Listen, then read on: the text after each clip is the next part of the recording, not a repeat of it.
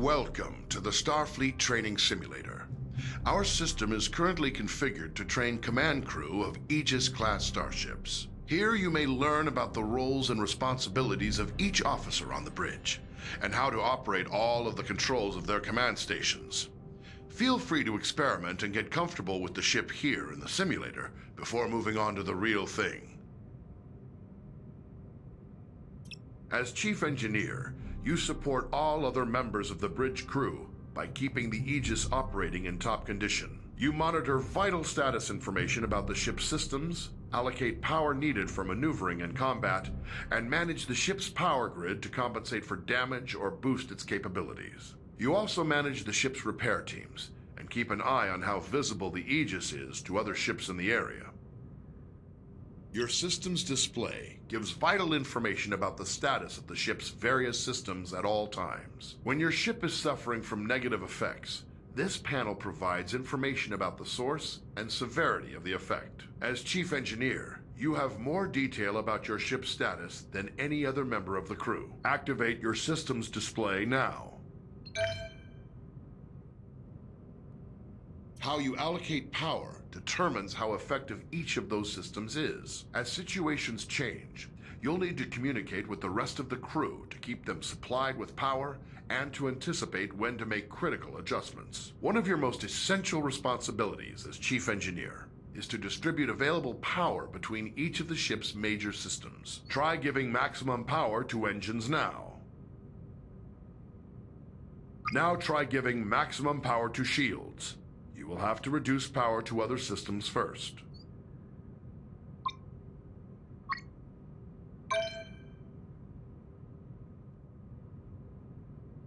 Before the ship can travel between star systems, you must make the ship ready and charge its warp coils.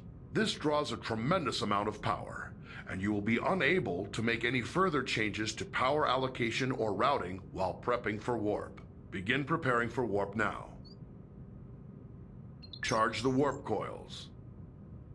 The helmsman will have a limited time to engage the warp drive, or the coils will automatically discharge to prevent damage to the ship. Warp coils charged.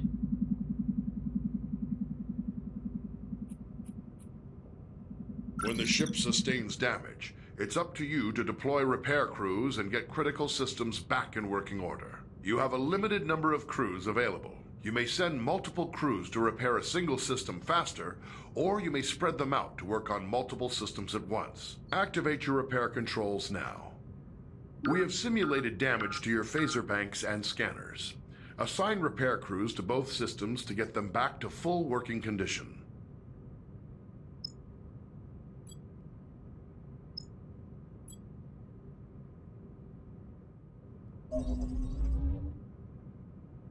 Phaser array restored. Sensor array It's possible to increase the power to one or more systems beyond normal safe operating limits by rerouting the ship's power grid. Switch to rerouting mode now. Try diverting extra power to shields by dragging an adjacent power node over to it. You have increased maximum shield strength by drawing some power from other systems. This situation is risky, though. The extra power flowing through those conduits could cause internal damage. When you use the rerouting system, you must keep an eye on the power grid and be ready to make changes as needed. Various systems of the ship affect how easily other vessels can detect the Aegis. The Aegis is designed to avoid detection at ranges where other Federation vessels would be easily visible to another ship's sensors. As Chief Engineer, you can monitor all systems which are affecting the ship's signature and gauge the range at which the Aegis will be detectable to other vessels. This information is vital when trying to avoid contact with hostile ships.